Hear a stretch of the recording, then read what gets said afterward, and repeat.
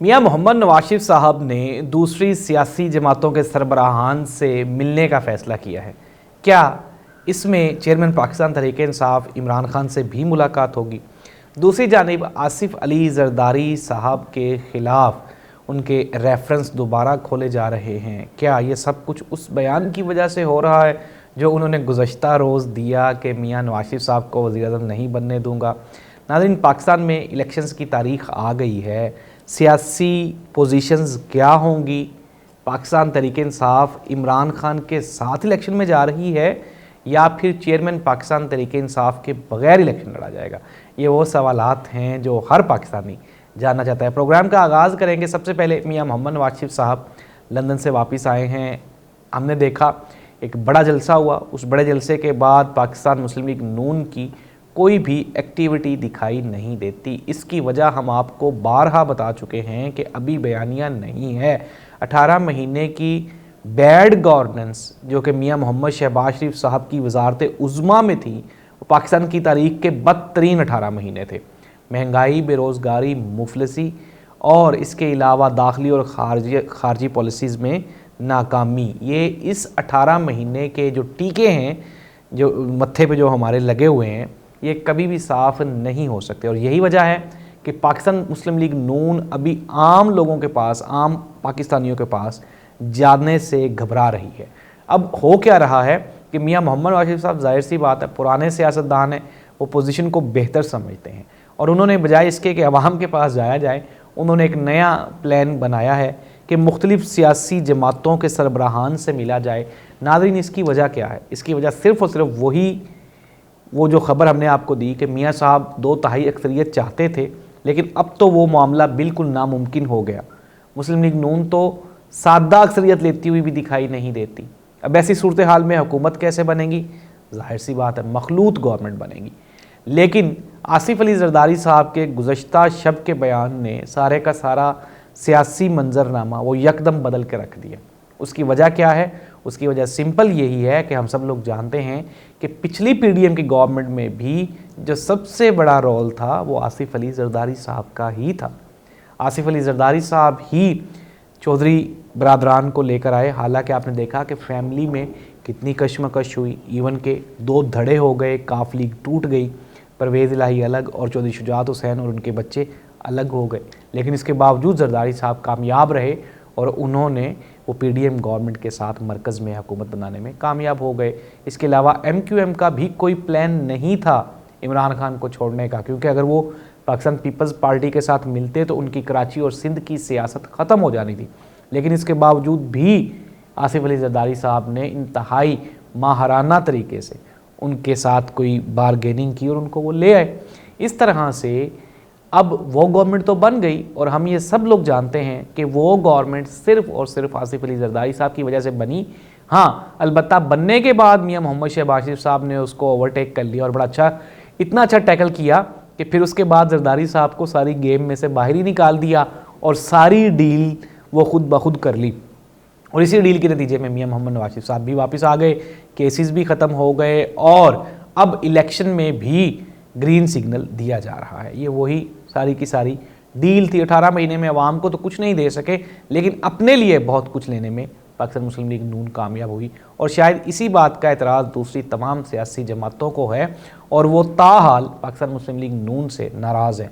और मुस्तकबिल में भी पाकिस्तान मुस्लिम लीग नून का चूँकि प्रीवियस रिकॉर्ड भी अगर हम देखें तो कोई अच्छा नहीं रहा। वो इमरान खान हो या फिर जमात इस्लामी हो, एमक्यूएम हो, ये धोखा दे जाते हैं अमूमन। इमरान खान को कहा था कि आप बाइकआउट कर दें इलेक्शंस का, इमरान खान ने बॉयकॉट कर दिया लेकिन खुद लड़ लिया। और उसके बाद ही इमरान खान को नून लीग पे गुस्सा भी था, नवाज शरीफ साहब पे बहुत गुस्सा भी था और शायद उसी गुस्से को लेकर वो इतने ऊपर चले गए कि वजारत उज़्मा तक पहुंच गए। तो खैर नाज़रीन, सियासत का मैदान अब सजने जा रहा है।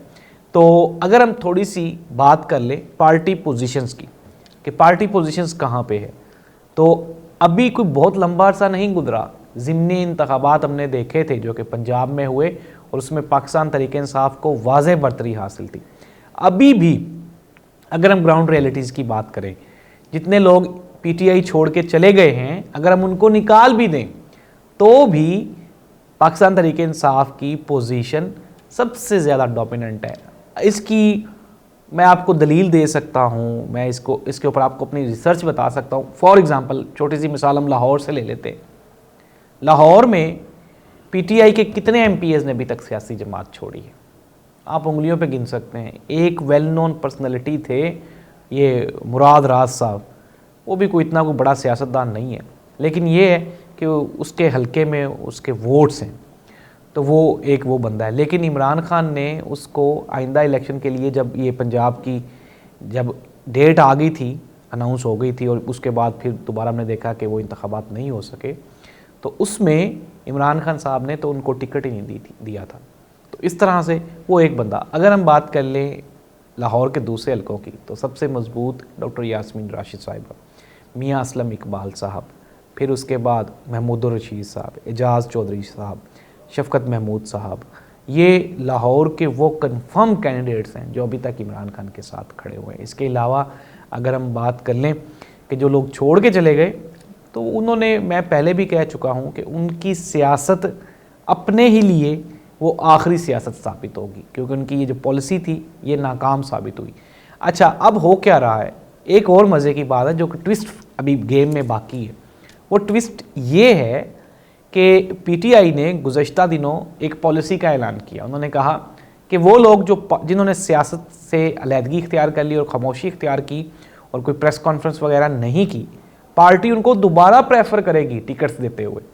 अब जाहिर सी बात है, वो लोग जो कि पार्टी छोड़ के जिन्होंने प्रेस कॉन्फ्रेंस कर दी, इमरान खान से लातल्लुकी का इजहार किया, इमरान खान पे इल्ज़ामात की बौछार की, उनको तो पार्टी नहीं एक्सेप्ट करेगी। लेकिन वो लोग जो कि खामोश बैठे हैं, तो उनको पार्टी दोबारा रिकन्सिडर करेगी। इट मीन्स दैट कि पाकिस्तान तहरीक-ए-इंसाफ दोबारा फिर आपको यूनाइट होती हुई दिखाई देगी। यूँ ही मैंने पहले भी कहा था कि इलेक्शन की तारीख टर्निंग पॉइंट साबित होगा। ये टर्निंग पॉइंट आ गया है। अब आप देखेंगे कि ग्राउंड पे हालात कुछ और हो जाएंगे। ज़ाहिर सी बात है कि केयर टेकर गवर्नमेंट पंजाब वो नून लीग को सपोर्ट कर रही है, सरकारी मशीनरी भी नून लीग को सपोर्ट कर रही है, और पाकिस्तान तहरीक-ए-इंसाफ के खिलाफ सख्ती बरकरार है। लेकिन ज़ाहिर सी बात है, जब सुप्रीम कोर्ट ऑफ पाकिस्तान का इलेक्शन कमीशन का ऑर्डर आ जाएगा जलसे जुलूस करवाने का, कॉर्नर मीटिंग का, फिर आईजी पंजाब साहब भी अपनी मन मंशा से कोई गिरफ्तारी नहीं कर सकेंगे, और ना ही कोई पुलिस रेस्क्यू ऑपरेशन कर सकेंगे, और ना ही फिर care taker chief minister Mohsin Naqvi साहब को इस तरह की एक्टिविटी कर सकेंगे। इस तरह से पाकिस्तान तहरीक-ए-इंसाफ को भी अब मौका मिलेगा कि वो अपने जलसे जुलूस, कॉर्नर मीटिंग्स और अपनी जो पार्टी के मामलात हैं वो कर सकेंगे। एक और आपको बड़ी खबर दे रहा हूँ कि चौधरी परवेज़ इलाही साहब जल्द ही आपको जेल से बाहर दिखाई देंगे, और वो पार्टी की बागडोर संभाल लेंगे, खुसूसन पंजाब में। और पंजाब में आपको पता है कि परवेज़ इलाही साहब डोमिनेंट हैं, वो काफ लीग के भी उनके साथ एमपीएस हैं, पीटीआई के भी। फिर फिर उसके बाद आगे चल के अगर जिस तरह शाह महमूद कुरैशी साहब है और इमरान खान साहब, ये बिल्कुल इलेक्शन के बिल्कुल करीब ये भी बाहर आ जाएंगे। और जो ही इमरान खान आपको पता है इलेक्शन के करीब बाहर आएगा, अवाम पहले भी सारी की सारी पाकिस्तान तहरीक-ए-इंसाफ की तरफ है, तो फिर फ्लो जो है वो अवाम का उस तरफ हो जाएगा। नून लीग के लिए चांसेस 0% है हुकूमत बनाने के, पंजाब में भी और मरकज़ में भी। बड़ा मुश्किल सूरत हाल है। ये पोजीशन है पार्टीज़ की। इसके अलावा मैं कल के प्रोग्राम में भी बता चुका हूँ, जमात इस्लामी ने अच्छा क्राउड जनरेट किया है, लेकिन अनफॉर्चुनेटली चूँकि ज़ाहिर सी बात है वोटर नहीं है, तो वही जहाँ जहाँ उनकी मखसूस नशिस्तें हैं वहाँ उनकी पोजीशन बेहतर रहेगी, अपनी सीट्स वो हारेंगे नहीं। इसके बाद तरीक़े लब्बैक ने बड़ा ज़बरदस्त एक एंट्री दी थी, वल्लाह आलम क्यों इस तरह से खामोश हो गए और मुकम्मल तौर पे पीछे चले गए, कुछ नज़र नहीं आ रहा। पीपल्स पार्टी सिंध में बेहतर पोजीशन पे है और रहेगी, पीटीआई वहाँ पे कमज़ोर होती हुई दिखाई दे रही है और हो गई है वहाँ पे सिंध में। केपीके में पीटीआई की पोजीशन अनडिफीटेबल रहेगी, ये वन साइडेड गेम रहेगी केपीके में भी। बलूचिस्तान में आपको पता है मिक्स सी वोटिंग शोटिंग होती है। लेकिन नाज़रीन, ये आपको एक बड़ी खबर at the end of the programme कि मियाँ नवाज शरीफ साहब, अगर इमरान खान नवाज शरीफ साहब को वोट देगा तो मियाँ नवाज शरीफ साहब वज़ीर-ए-आज़म बनेंगे, अदरवाइज़ ये पॉसिबल नहीं दिखाई दे रहा, क्योंकि जरदारी साहब ने भी अलमे बगावत बुलंद कर दिया है और वो भी शायद नाराज़ हैं और अब उनको मनाने की कोशिश की जा रही है, लेकिन अब मानेंगे वो अपनी शर्तों पे, इनकी शराइत पे वो नहीं मानने वाले। तो इस तरह से नाज़रीन, पाकिस्तान में इलेक्शन का बिगल बज चुका है और सियासी जमातें अपनी अपनी पोजीशन को अब बेहतर करने की कोशिश करेंगी और पाकिस्तान तहरीक-ए-इंसाफ सबसे आगे दौड़ेगी। बाकी तमाम सियासी जमातें, उसके बाद किस पार्टी की कितनी सीट्स होंगी, ये भी हम आपको बहुत जल्दी इंशाल्लाह मुकम्मल एनालिसिस आपको बताएंगे अगले प्रोग्राम में। अल्लाह हाफिज़।